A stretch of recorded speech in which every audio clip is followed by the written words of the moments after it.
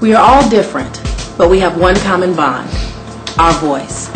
If you would finally like to hear it, then tune in to Sisters on blacktvonline.com, where we talk. Hello, we are back. My name is Anika Foster, and this is Sisters, and we're talking about Hair Wars, which is basically a show about black hair and natural hair. And I've got two wonderful ladies with me today. I have Sharon Cooper Lashley, who owns Twist and Move Salon in D.C., and then I also have Shannon Tate, who's a public health analyst, and will be a regular guest for the Sisters show. So welcome back, ladies. Thank you. Right. Well, now we're going to move on and actually talk about black hair in Hollywood and natural hair in Hollywood. Is there natural hair in Hollywood? That's a big question. Hollywood is phony. Right. So why would you have natural hair in Hollywood? Right. There's three actresses that I went and found, and I had to search. Now I did have to look. Right. I thought maybe that there would be, something that would just pop out at me, but I had to do some searching for natural hair in Hollywood, and I found three actresses that I thought people would know. I believe it's pronounced Takia Crystal Kima. She was in Living Color, and she's also the mom right now, and That's So Raven. She wears her hair. I don't think it's locks. I think she just wears twists and does other styles with it. Lisa Gay Hamilton, who's in The Practice, and she was also in Beloved. She wears kind of a short fro, chunky sometimes. And then Vanessa Williams from Soul Food, who wears her locks. But it was interesting to me that when I went and did some research on what is natural hair in Hollywood, especially what like magazines will do articles on, the ladies that they discussed were of mixed race. Right. I mean, and that's always been a problem for me, even because sometimes I'll wear braids and different things like that, and I'll go to the black hair magazines, and all you see are people like Alicia Keys or Halle Berry, or the other Vanessa Williams on the cover, and it's like, how am I supposed to take this picture to a salon and tell them do my hair like hers? Right. And even when everybody was getting the Halle Berry haircut, right. My Halle Berry haircut and Halle Berry's haircut are two totally different things. And so I think it's a facade, and I mean, and it's just like what they look like in general. I mean, a lot of them are airbrushed, and a lot of them are everything else. So to have the natural hair is really difficult, I think. And also with the three ladies that you named, how many blockbuster movies have you seen them in? Absolutely. How many breakout TV shows are they really starring in, except for Vanessa Williams, that's a cable show. Right, but is it because they natural? You got to think of it like that too. Right. Are they not? They don't want to be fake, conforming to right. And so they're not trying to vie for those roles because they don't want to change who they are, which is fine. Another actress. And again, I guess this is where you can talk about that a natural hairstyle versus natural hair in general. Queen Latifah supposedly has her hair natural. Where? She gets her hair pressed, but she's not perming her hair. That's what I had heard. Yeah, I read that in a magazine. Yes. So me, I'm like, okay, where? She wear weaves. How long is her hair? I mean, how long is most of their hair anyway? What do their hair look like underneath the weave? Beyonce is part of that category as well. Supposedly her hair is natural. But you've got there's a company that I believe, now this is what I've heard, a company that actually sponsors her weave.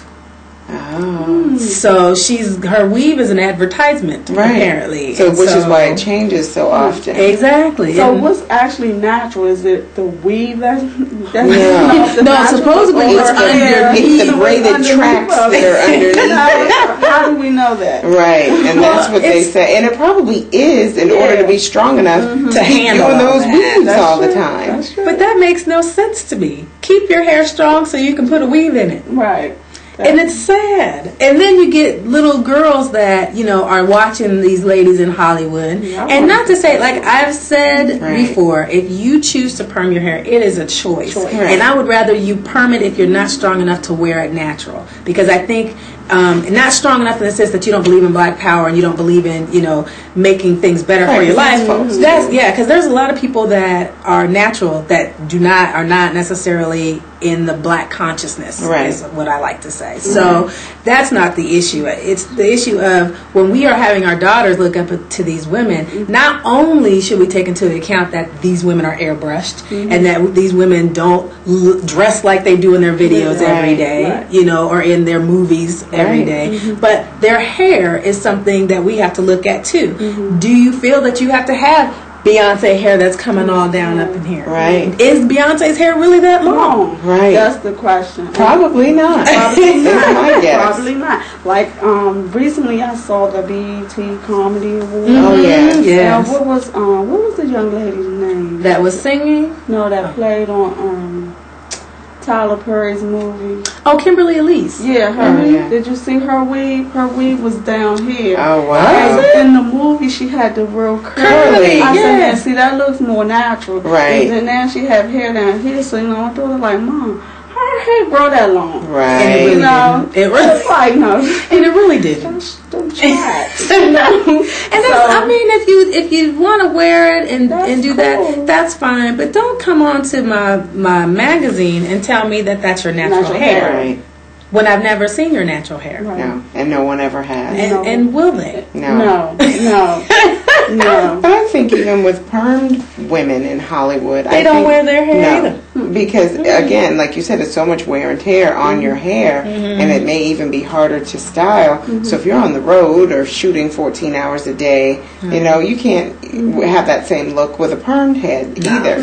Right, because then your perm it would fall out because it's permed. Right. So it's weak. Now the prettiest permed hair on TV is Oprah's. I mean, Oprah has a good perm. Whoever is back there doing that is whipping some magic on the perm. I think it's sad in that sense. Like, I don't know if I could ever get a regular TV show on a NBC, CBS because I wear this on a consistent basis. Right. You most likely wouldn't see me with stuff falling past my shoulders. And you don't have the exotic.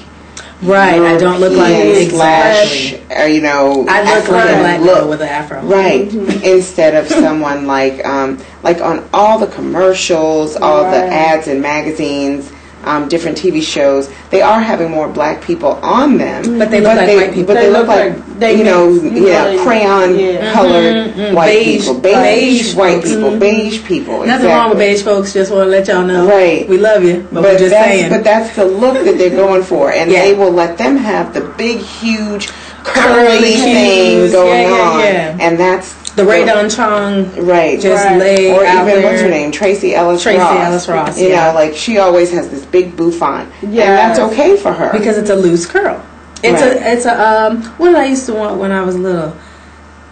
A wave nouveau. Right. If you have the wave nouveau, then you're okay like. if you look like that. Right. And I think that's where there's that problem. There's that disconnect. Like I say, she's a black girl that looks like a white girl. Right. You know what I mean? Because she's black. Right. Yes. To me, and I love her, Gabrielle Union. If you took away her skin tone, she would look feature-wise and all of that like a white girl. Well, I've heard people say that to me about the same thing. Because again, when I had my hair shoulder length in a bob, someone's like, they just took a brown crayon and just colored you in. You know, you don't have many lips. Your nose isn't very wide spread across your face. I don't agree. But I've heard the same thing. I don't agree with yes, but I think it's because of the style. I think people will take the hairstyle and just make certain assumptions again about people with perm hair too. Right. So absolutely. But I think Hollywood is just this image that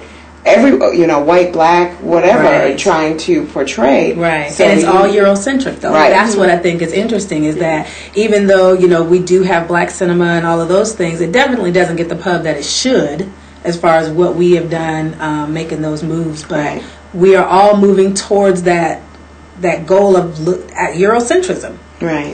That's what it is. We're trying to be Eurocentric. Right. And if you're not Eurocentric, because it's not politically correct to necessarily say that, then you have to look like you're exotic looking. You like you just came from a different country. Right, you're from the middle of Africa. Right. If you are from there, you have those features. Right. Then you can go ahead and pull that off. Exactly.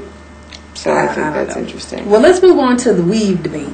I like to talk about that. And basically with that, what the weave debate is, there's a lot of people that have issues with natural weave. Because when you say, I have a natural weave, that's an oxymoron. And for me, at first I didn't understand. I'm like, natural weave?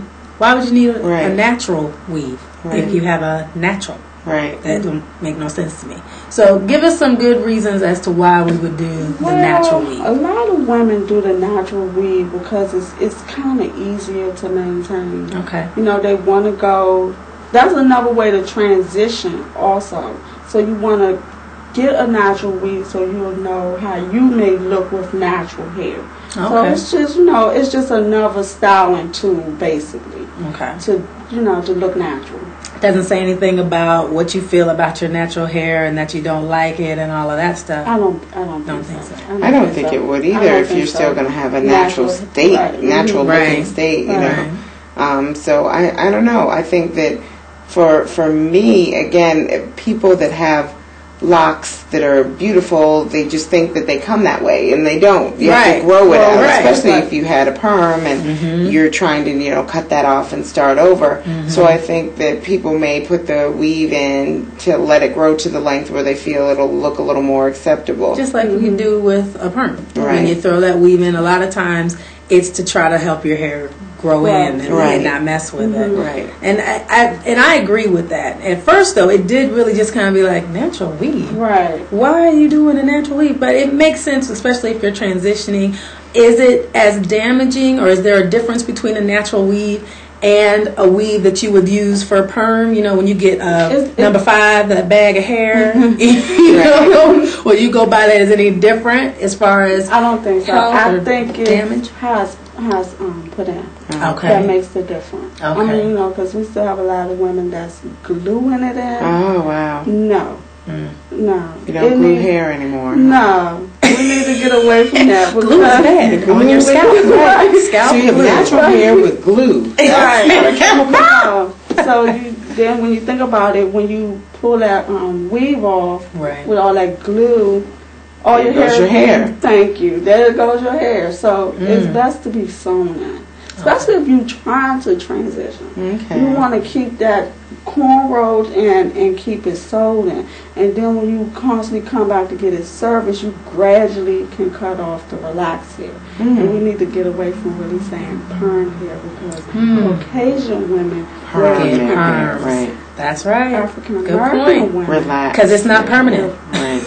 Relax. Right. Because if it was permanent, you wouldn't have to do go that back. again. That's not permanent. No. But yeah, Eurocentric thinking. Right. You just want to make sure that you sound like they sound. Right. Exactly. And so you get a perm, I get a perm. And growing up in a white community, I remember that now going through when I say I had to go get my perm. Right. My friends, my white friends would be like, "You get perms?" Right. And my hair's straight. Right. And they're like, it's like, how does a perm make your hair straight? Right. And so here I am. Well, what you got to do is you get the perm. It's not really a perm, and you're just going through, and they're confused. That's right. And I meant to say this earlier. Are they confused? We're confused. Yeah, we're confused. We're confused. Many times you got to put gloves on to put the perm in your hair. Right. If you can't put it on your fingers, should you put it in your hair? But imagine if you put it on there without gloves. Have you tried that? It burns. And it turns your fingernails yellow. So imagine what it's doing to your hair. The most sensitive part of your body, your scalp, on top of your fingertips. See, I just figured it was because the ladies just put 10, 12 perms in a day. Relaxers in a day. And so, they can't afford to have yellow fingernails. No, it's because they're if putting you put it in right now, without gloves, your fingertips is going to turn yellow. Oh, that's lovely. Well, the active ingredient in it is lye, which is in Drano.